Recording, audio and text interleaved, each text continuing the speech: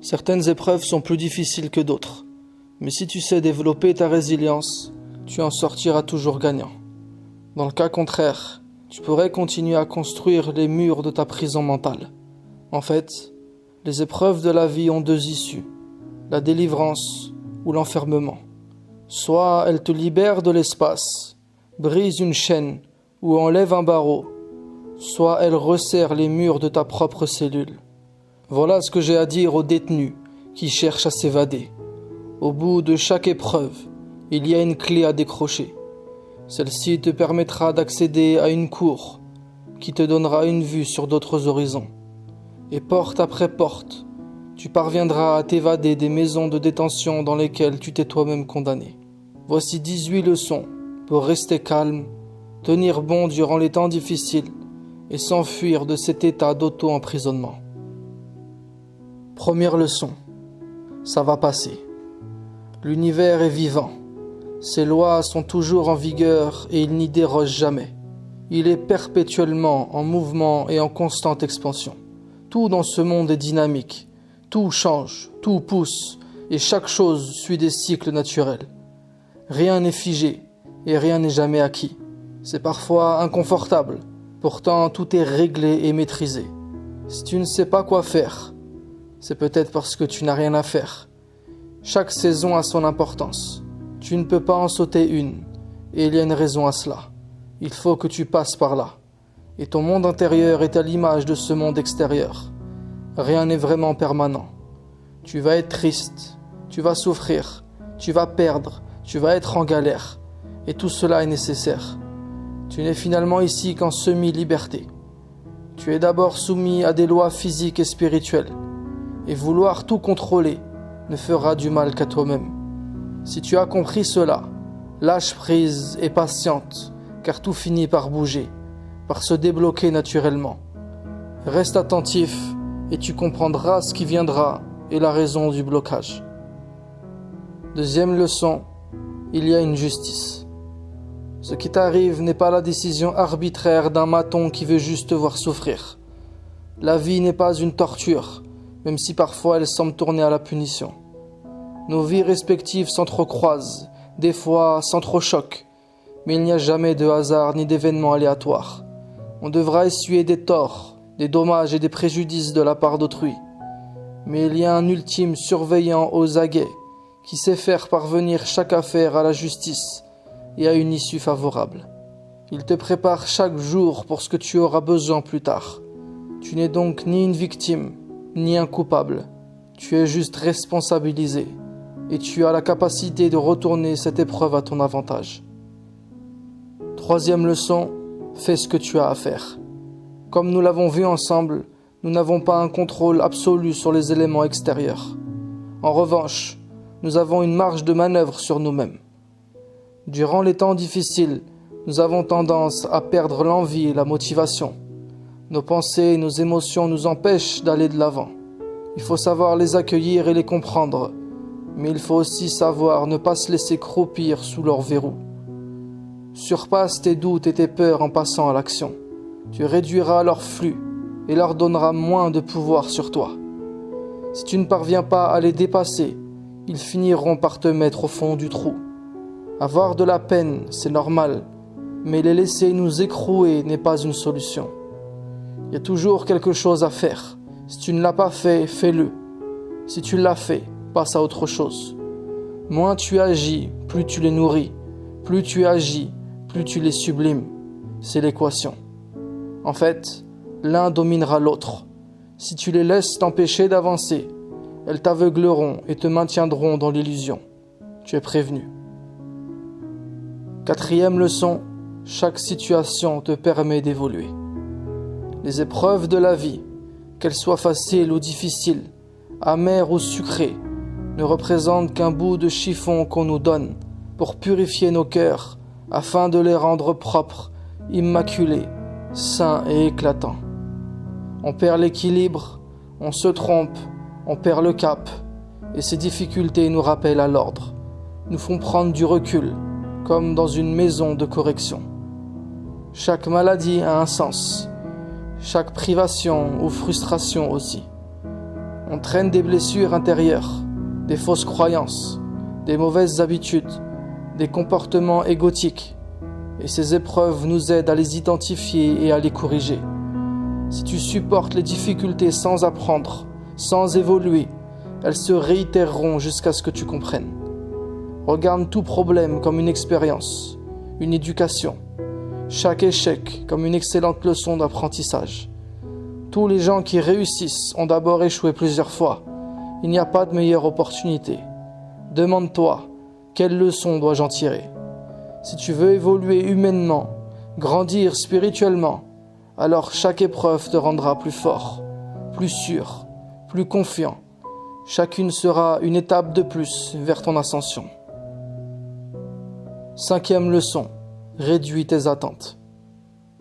Si l'on bâtissait la maison du bonheur, la plus grande pièce serait la salle d'attente. On a tous beaucoup d'attentes vis-à-vis des autres, des événements, etc. Et ceci génère des sentiments d'insatisfaction. Je ne dis pas que nous ne devons plus en avoir du tout, mais au moins les revoir et les diminuer drastiquement. Les choses sont ce qu'elles sont. Notre souffrance augmente lorsque nous nous attendons à ce qu'elles soient comme nous le voudrions. Et c'est ainsi qu'on se crée des épreuves nous-mêmes. Tant que tu as des attentes, tu encours des contrariétés. Si tu ne peux modifier le cours d'un événement, si tu es impuissant face à une situation ou la personnalité d'un proche, n'en fais pas une affaire personnelle. Respire et observe. Ne t'accroche plus à un filtre mental, à un monde idéal qui n'est pas réel, qui n'existe que dans ta tête. Ta souffrance du moment finira par se dissiper.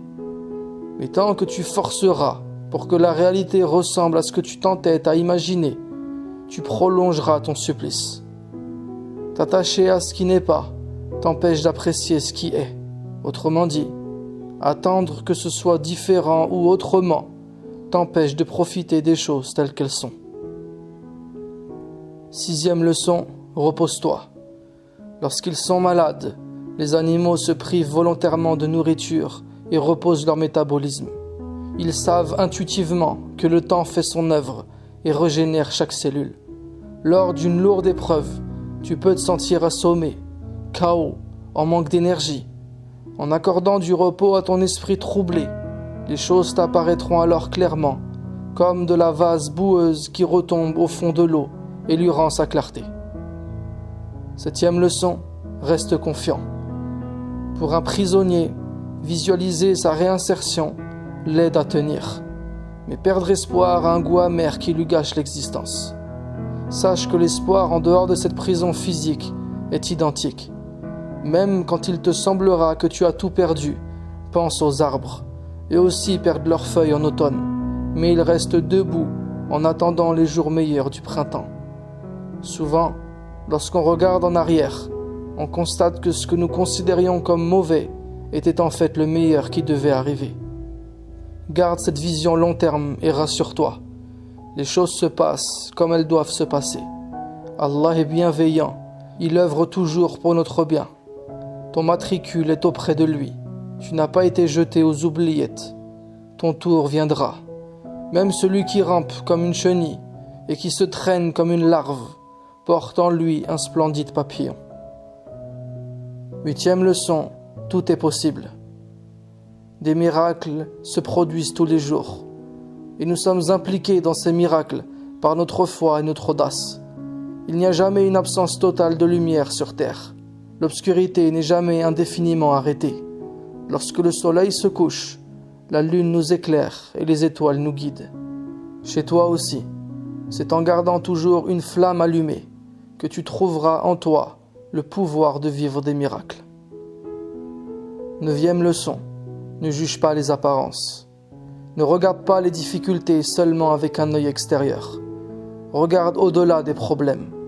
Veille à ne pas faire des épreuves de ta vie un souterrain étroit et sombre, au risque d'enfouir ton âme sous des couches de pensées négatives. Libère-la de la dictature des apparences. Ne l'enchaîne pas dans la cage de tes perceptions. La même situation peut paraître difficile dans un cas ou facile dans un autre. Ce qui te paraît être un gros problème est peut-être un petit problème que tu regardes de trop près. Ne te laisse pas tromper comme ces nombreuses personnes apparemment libres, mais dont la misère intérieure rend à leurs yeux le monde pire que la prison. 10e leçon, conscientise le moment présent. Si tu te sens mal et dépressif, sans raison apparente, c'est que tu es sûrement accusé de ressasser quelque chose qui s'est mal passé ou que tu t'inquiètes pour ce qui n'est pas encore venu. Tes séjours répétés dans un temps qui n'existe pas ou plus ravivent des sentiments qui te tourmentent. Regrets, remords, culpabilité, stress, angoisse. Ce ne sont que des illusions. C'est de l'auto-sabotage. À chaque jour suffit sa peine. Pourquoi tu t'en rajoutes? Pourquoi tu traînes avec toi des fardeaux du passé? Et pourquoi tu t'alourdis des inquiétudes du futur? Et si tu faisais abstraction de tout le reste, tu te rendrais compte que ton stress, tes rancœurs, etc. ne sont que les fruits de croyances illusoires et qu'à partir du moment où tu décides de ne plus y croire, d'un coup tout s'arrête. Le bonheur n'est ni plus ni moins qu'un choix. La paix de l'esprit n'est possible qu'en décidant de ne plus se laisser parasiter par tout ce qui n'est pas ici et maintenant. Seul le moment présent est le point d'un nouveau départ. 11e leçon. Choisis la gaieté comme état d'esprit. Commence par sourire, être de bonne humeur, regarder ce qui va, parler que de manière positive. Entraîne-toi, efforce-toi, parce que si tu parles toujours de toi en mal, du monde en mal, des autres en mal, de tout ce qui t'entoure en mal, que tu tiens compte de toutes tes mauvaises pensées et que tu t'identifies à elles, tu ne laisses aucune place à la réjouissance. Et on ne peut pas avoir une mentalité de rabat-joie et expérimenter la joie. Tu peux pas laisser un codétenu à l'intérieur de toi te tirer H24 vers le bas et espérer surmonter quoi que ce soit. Si tu vis reclus dans un environnement triste, seul un changement d'état d'esprit peut te sauver. Ne te dis pas que tu seras heureux demain si tu ne l'es pas aujourd'hui. Demain n'est qu'une projection, une répétition, une amplification de ce que tu es aujourd'hui. Observe les enfants, ils se concentrent sur la joie et non sur les difficultés. Même dans la pire situation, ils trouvent des raisons de faire rentrer les rayons de la joie dans leur cœur. Les gens les plus joyeux sont les plus simples, ceux qui ont gardé cette âme d'enfant, cet état d'esprit qu'on a tous eu un jour et qu'on peut tous retrouver. Celui qui nous permet de voir que la joie est en tout et qu'il s'agit juste de savoir l'extraire. Ceci est une marque de sagesse inestimable, celle de vivre dans une constante réjouissance. 12e leçon, ne compare pas l'incomparable. Notre tendance à nous comparer aux autres sans subtilité nous éloigne trop souvent de notre vraie identité. Pourquoi ça n'arrive qu'à moi? Pourquoi lui et pas moi? Pourquoi les autres ont autant de chance? Pourquoi je ne suis pas normal? À chaque fois que tu te compares à ce que les autres ont ou font, tu trouveras de quoi alimenter l'envie, la jalousie, l'amertume et donc le sentiment de mal-être. C'est une très grosse faiblesse. Il n'y a rien de constructif à laisser ce genre de remarques tourner en boucle dans sa tête. Premièrement, les autres nous montrent que ce qu'ils veulent nous montrer. Ne développe pas des complexes parce que tout le monde se maquille. Tout ça est faux. Deuxièmement, tu n'es pas une exception. Nous sommes tous éprouvés, même ceux qui ne le montrent pas. Troisièmement, nos épreuves sont en relation à notre situation, nos actions, nos capacités ou encore notre mission pour laquelle nous sommes sur Terre. Ne t'étonne donc pas qu'une chose soit difficile pour toi et facile pour un autre. Ta présence sur Terre est aussi importante que celle de n'importe qui d'autre. Ne laisse pas le regard des gens te menotter. Ne laisse pas leur jugement te ligoter à une vie qui ne te correspond pas. D'ailleurs, le but de cette épreuve est peut-être de te débarrasser de tout ce qui n'est pas toi, que tu redeviennes vrai et authentique. Et l'homme ne s'appartient vraiment que lorsqu'il ne se compare à aucun autre. Il n'y a qu'ainsi que tu trouveras la sérénité. 13e leçon. Ne sois le captif d'aucun désir. On vivrait beaucoup mieux avec beaucoup moins. On se stresse et s'encombre l'esprit à courir derrière du superflu. Un appétit vorace multiplie les désirs immodérés. Un désir insatisfait devient une grande frustration. Et la frustration déclenche une forte énergie négative.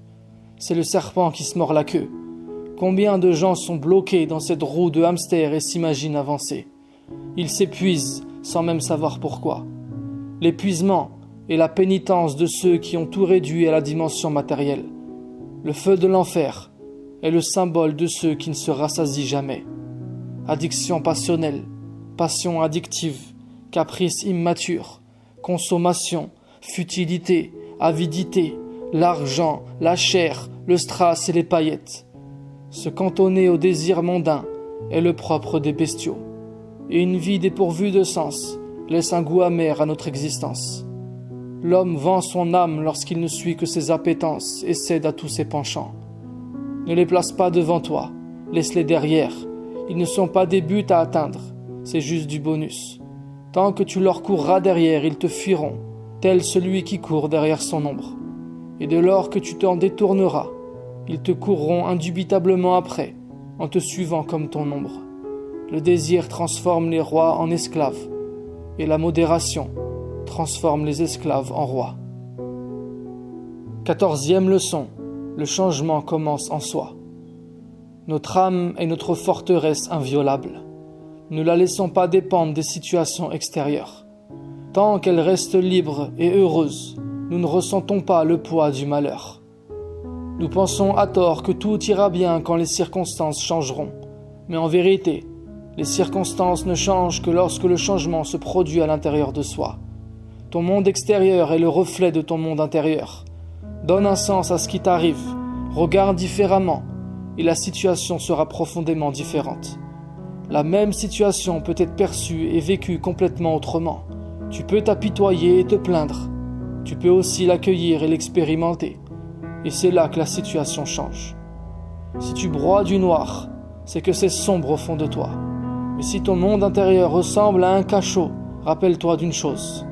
L'obscurité n'est que l'absence de lumière. Une lanterne brille en toi.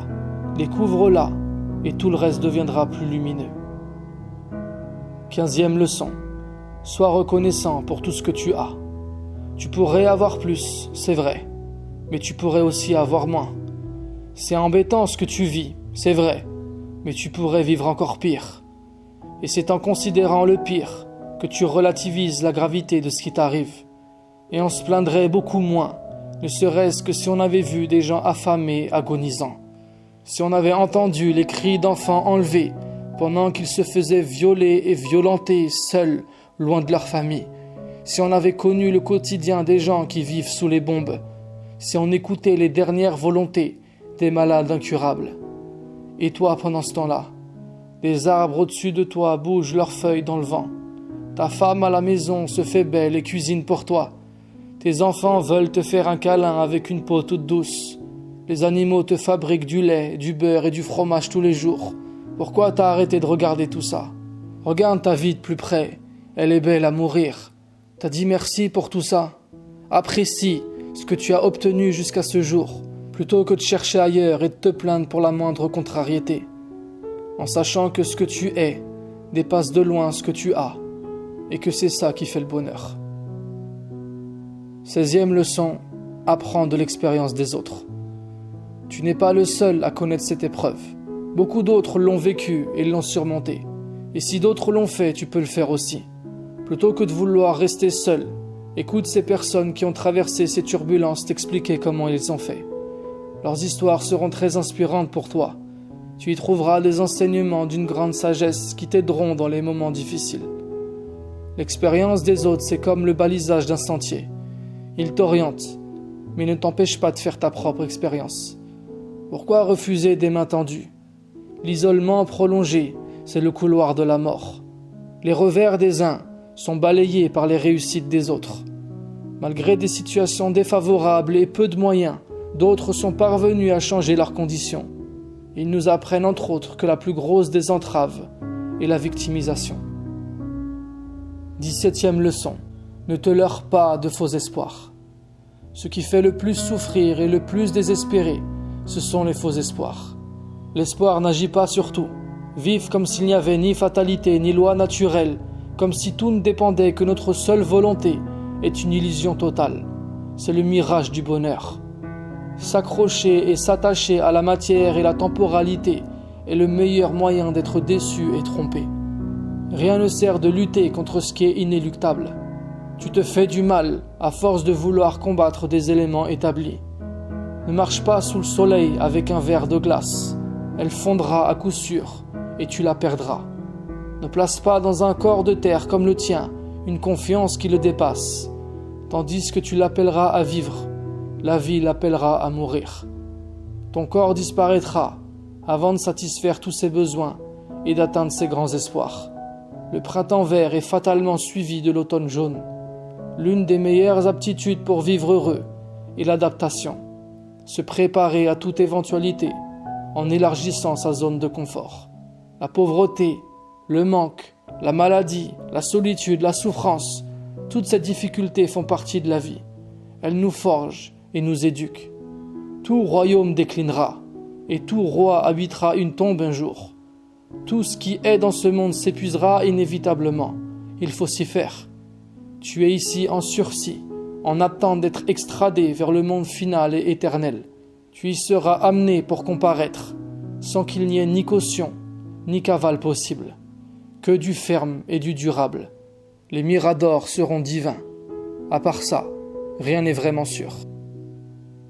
18e leçon. N'oublie pas Dieu. Réussir cette vie exige de l'humilité. Et l'humilité est le fait de savoir rester à sa place. Quelque chose d'immense nous dépasse tous. Nous ne sommes pas qu'un corps. Ce monde n'est pas que physique. Personne n'est plus dupe que celui qui veut faire cavalier seul et mener sa vie sans Dieu. L'Esprit de Dieu est en toutes choses, toujours présent. Mais dès lors que tu en fais abstraction, tu seras graduellement attiré vers des impasses, comme une souris dans un piège, comme un oiseau en cage. N'est-il donc pas préférable de voir dans ces épreuves qui te compressent un espace rempli de paix?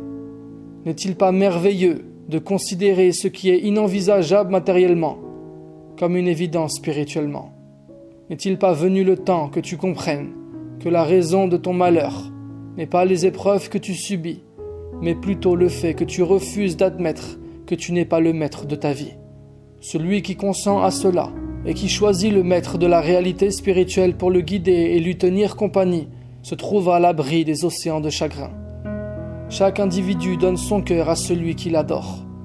Alors celui qui adore un mortel ne tirera de sa compagnie que la dépression, le vide et le néant. Mais celui qui adore l'Éternel vivant, les ténèbres de la nuit noire ne diffèrent pas pour lui des jardins et des plaines. Place Dieu dans ton cœur, concentre ton attention sur lui. Une douceur atténuera alors tes douleurs. Et n'oublie pas, rien n'est vraiment grave, sauf de le perdre. C'était donc 18 leçons pour surmonter les épreuves. Une fois assimilées et appliquées, la vie prend une dimension et une perspective différentes et les difficultés deviennent plus agréables. Ce ne sont pas de simples conseils bateaux et banals, ces leçons sont cruciales et profondes. Chacune d'entre elles peut être développée pendant des heures. Leurs enseignements feront de toi quelqu'un qui a décidé de reculer les murs de sa prison mentale et qui envisage de transformer son monde intérieur. Et que celui qui renouvelle les mondes chaque jour soit avec toi dans cette entreprise. Sur ce, je te dis à la prochaine vidéo, Inch'Allah. Merci d'avoir écouté. Si ça t'a plu, je t'invite à aimer la vidéo et à la partager autour de toi. Ça ne te prendra que quelques secondes, mais c'est le meilleur moyen de soutenir mon contenu. Et si tu veux aller plus loin, tu peux t'abonner à mes mails privés, un contenu écrit, court, régulier et original que tu recevras directement dans ta boîte de réception. C'est totalement gratuit et tu peux te désinscrire à tout moment. Je n'utilise aucun réseau social à part Telegram. J'y partage des mini-audios enregistrés sur le vif, des actus et des idées que je découvre ou encore des contenus que je consulte en ce moment. Tous les liens sont dans la description sous la vidéo. On reste ensemble, Inch'Allah.